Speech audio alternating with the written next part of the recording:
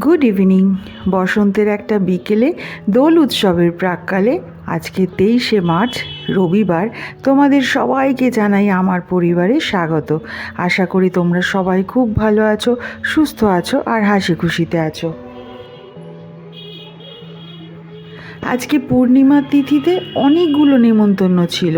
তিতুন আর ঋষি গেছে একটা নেমন্তন্নতে, আর আমি গিয়েছিলাম আমার বান্ধবীর বাড়িতে পুজো, তারই প্রসাদ গ্রহণ করতে। আর ফিরতি পথে দেখি আমাদের বাড়ির পাশে এইখানে হোলিকা দহন উৎসব স্টার্ট হয়ে গেছে, আর সব মহিলারা ঘুরছে, আমার বান্ধবীরাই এর মধ্যে উপস্থিত রয়েছে।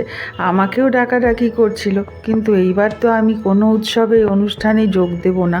যদিও প্রসাদ খেতে পারি সেটা বলা হয়েছে, কিন্তু আমি কোনো উৎসবে এবার যোগ দিচ্ছি না। কালো সুজে তো করতে নেই। আর যারা নতুন দেখছো তাদের জন্যই বলি, শ্বশুর শাশুড়িকে হারিয়ে এই বছরটা আমার কালো সুদ চলছে, তাই এই বছরের উৎসব একদম বেরং থেকে গেল আমাদের। মানুষ তো সময়কালে সবাই তার নিজের বাড়িতে চলে যাবে, সবই জানি, কিন্তু তবুও বাড়িটা এত খালি লাগে আর এত খারাপ লাগে, হয়তো এখনও আমরা মেনে নিতে পারিনি ঠিক মতন। যাই হোক, ফাল্গুনী পূর্ণিমাতে সবাই আনন্দে মেতে উঠেছে। আমি পাশে দাঁড়িয়ে একটুখানি সেই আনন্দের উপভোগ করলাম। এইদিকে আইসক্রিম আলা, ওইদিকে ফুচকা আলা, এদেরকে দেখে একটু শান্তি পেলাম। Good morning. আজকে হচ্ছে 24শে মার্চ আর দোল পূর্ণিমা উৎসব। খুব খুশি খুশি মন হলেও কিন্তু খুশি হতে পারছি না। কেন বলো তো? এবার আমাদের কালো সুদ। আগের বছর পূর্ণিমাতে দোল উৎসবে এত মজা হয়েছিল। আমি প্রত্যেক বাড়িতে বেশ সবাই মিলে খাওয়া দাওয়া করি। আর আগের বছরই আমার শ্বশুর শাশুড়ি কিন্তু ঠিক একদম সুস্থই ছিলেন মোটামুটি। আমরা সকালবেলায় উঠে চা খেয়েছি, তারপরে সবাই মিলে খাওয়া দাওয়া করেছি, একটু রঙও মেখেছি। আর এই বছরটা পুরো ফাঁকা। এখন একটু পরোটা বানাবো। আর মুখার্জি মশাই বাগানে কাজ করছে, ডিঙ্গু মহারাজ এখানে বসে আছে। আজকে ঋষির ছুটি নেই, ঋষি এখনও জাগা, ঋষির ঘরে ঋষি কাজ করছে, তিতুন ঘুমাচ্ছে। এই হচ্ছে আমার বাড়ির এখন পরিস্থিতি। আমি এখন কিচেনে। আমাদের সাথে কথা বলতে বলতে আবার জেঠির ফোন এসে গেছিলো। জেঠির সাথে এতক্ষণ কথা বলতে বলতে হয়ে গেল 9:30।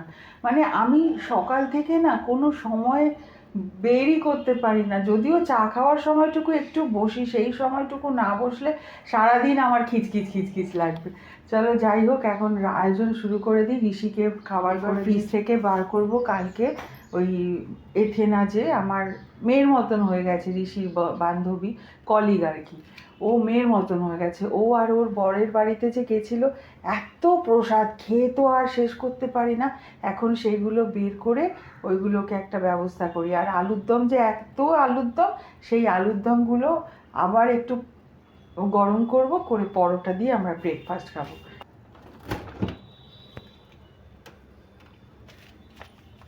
এই দেখো, খাওয়ার পরেও এত প্যাকেট, জানো, এইগুলোকে এখন বের করে খাওয়া দাওয়া করতে হবে। তারপরে আমার বান্ধবী, আরেকজন বান্ধবী, সেও কালকে প্রসাদ পাঠিয়েছে। এখন ফ্রিজ থেকে সব প্রসাদ বার করব। প্রত্যেক পূর্ণিমা ও আমাকে প্রসাদ দেবেই, কারণ আমি না ভীষণ প্রসাদ খেতে, ভোগের খিচুড়ি খেতে ভালোবাসি। আগে তো আমি মন্দিরে ভোগ রান্না করতাম, ওই কালী মন্দিরে একবার আগের ব্লগে দেখিয়েছিলাম। সেইখানে মন্দির যে সামলাতো যমুনাদি, সেই যমুনাদির আবার এই কয়েকদিন আগেই তার স্বামী চলে গেল না ফেরার দেশে। তো সেই জন্য খুব খারাপ লাগে, স্বামী চলে গেল। যমুনাদি এত ভালো, যমুনাদি না সব ছেড়ে চলে গেল দেশের বাড়িতে। সে আমাকে প্রত্যেকবার অমাবস্যাতেও দিয়ে যেত। আর এথেনার বাড়ির থেকে যেই প্রসাদ পাঠিয়েছে, ঠিক এইরকমভাবে, এই যে খিচুড়ি, এখানে হচ্ছে আলুর দম, আর এখানে হচ্ছে মিষ্টি। আজকের ব্রেকফাস্টে এই আলুর দম একটু গরম করব, খিচুড়িগুলোকে পরে করব। আর আজকে আমিও আবার একটু খিচুড়ি রান্না করব। গোপালকে না দেওয়া হয়নি কালকে, গোপাল সোনাকে একটু খিচুড়ি দেব। আগে আলুর দমগুলোকে রেডি করে তারপর পরোটা দিয়ে তাড়াতাড়ি করি। ফোনে কথা বললে আবার একটু দেরি হয়ে যায় কাজ করতে।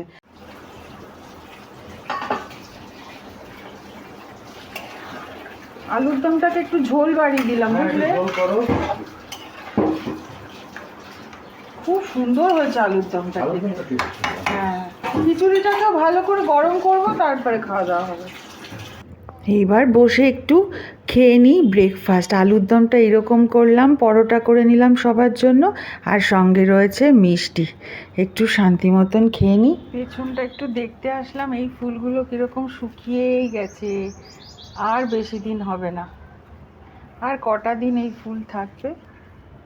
মুখার্জি মশাই এই গাছগুলোকে পুঁতে দিল, বেলি গাছ, মাটিতে ভালো হবে। 3টে বেলি গাছই পুঁতে দিয়েছে। জবাগুলোতে আস্তে আস্তে ফুল হচ্ছে। আমার লেবু গাছের আপডেট, লেবুগুলো না কেন যে শুকনো শুকনো হচ্ছে কে জানে। ভাতের মাড়ও দিচ্ছি জলে মিশিয়ে, তারপরে সারও দেওয়া হয়েছে, লেবুগুলো প্রচুর হয়েছে কিন্তু বড্ড শুকনো শুকনো। আমার বান্ধবীকে জিজ্ঞাসা করতে হবে, দোলাকে। এই যে কুন্দ গাছ, ভালো করেছো। ওইটা করে ওই দিকটা পুরো পরিষ্কার করেছে, এবারে বলছে এটা পরিষ্কার করো। এখন আর না, না এই মাঝখানে ওই ঘাট জঙ্গলটা পরিষ্কার। একদিনে বেশি করতে যেও না, শরীর খারাপ হয়ে যাবে। আর এই যে গ্যাদার মতন ফুলটা খুব সুন্দর লাগছে, কি রোদ। ওই কে জানে এটা কি টাইপের ফুল। আচ্ছা, এই পাশেও বাগান, বুম্বাও খুব গাছের। এটাকে আমাদের বারান্দায় নিয়ে যেতে হবে সকালের দিকে, অনেকক্ষণ প্রায় 1 ঘন্টার মতন রোদ্দু থাকে মুখের কাছে। কিসে? পিস লিলি দুটোকে। হ্যাঁ, পিস লিলিটা ভীষণ। আর এটাও নিয়ে গেলে, এটা এখানে রেখে দেবো না, ওইটা শীতের ফুল, ওটা অত রোদে হবে না। এখানে একদম ভীষণ ধোয়া, আর এখানে আমলকি শুকোচ্ছি। এই নয়নতারা আরো লাগিয়ে দেবে। না এবার কালারফুল লাগাবো। কালারফুল, হ্যাঁ। নয়নতারা নিজের মনে বাড়ে, ঝামেলা হয় না। দিয়েছিলাম আমি, পুরো মাটি ভেজা পুরো ছিল। শুকনো ছিল, একদম খটখটে শুকনো ছিল। আমি 2 মগ করে জল ঢেলে দিয়েছি। এখন তো শুকোবে, রোজ শুকোবে, রোজ বাড়ি হবে। ওকে, চলো। একটা পাঁচমিশালি তরকারি করব। আজকে বসে পড়েছি মাটিতে, 2 দিন ধরে না আমি মাটিতে বসেই কাটছি। ঘড়ির কাঁটা দেখেছো কতটা বেলা গড়িয়ে গেছে। মাটিতে বসে কাটলে না অনেকটা সময় একটু বেশ রিল্যাক্স করে কাটা যায়। যদিও আমি দাঁড়িয়ে দাঁড়িয়ে সব সময় কেটে নিই চাকুতে, আজকাল না পাগুলো মনে হচ্ছে ব্যথা হয়ে যাচ্ছে। আর এই শাক পাতাগুলো বাছতে গেলে বেশ সময় লাগে, তাই আমি আজকাল বসেই পড়ছি থাবড়া মেরে।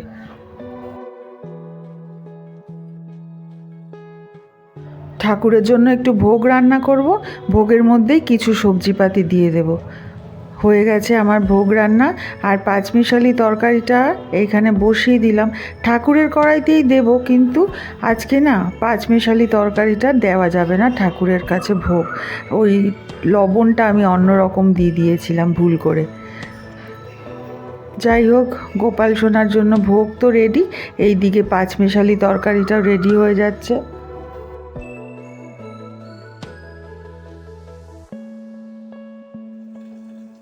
হয়ে গেছে ভোগ রেডি, এবার ঠাকুরকে নিবেদন করে দিই।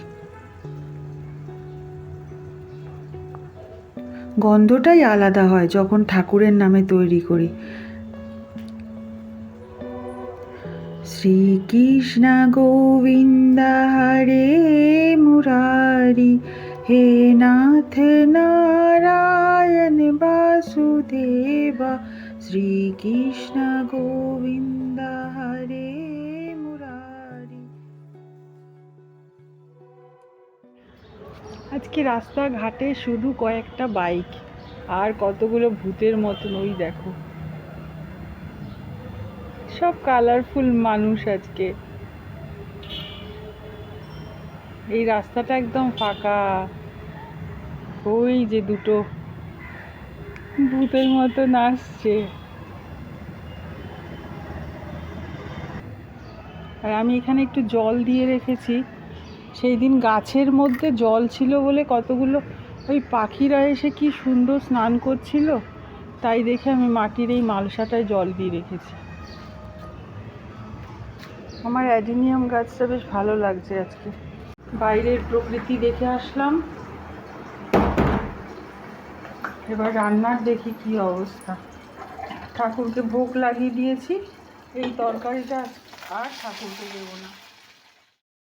আর এই পাঁচমিশালি তরকারিটা না আমি শিখেছি দিদির কাছ থেকে। এই লাল শাকের ডাঁটা দিয়ে পাঁচমিশালি তরকারি, শুধু নুন মিষ্টি হলুদের টেস্ট এত ভালো লাগে, আমার ভীষণ প্রিয় লাগে। যাই হোক, রান্না কমপ্লিট। আজকের দুপুরের মেনু আমাদের শুধু খিচুড়ি, পাঁচমিশালি তরকারি আর পাঁপড় ভাজা। এই দিকেরটা আমাদের বাড়ির ভোগ, আর ওইটা হচ্ছে বন্ধুর বাড়ি থেকে এসছে, পাঁপড় ভাজা আর পাঁচমিশালি তরকারি। দুপুর পেরিয়ে সরাসরি সন্ধেবেলায়। আজকের সন্ধেটা দারুণ কাটলো। তিতুন রান্না করেছিল হোয়াইট সস পাস্তা, এই রেসিপিটা তোমাদের পরে শেয়ার করব। যাই হোক, পাস্তাটা এত ভালো রান্না করেছিল যে মনটা খুশি হয়ে গেল মেয়ের হাতের রান্না খেয়ে।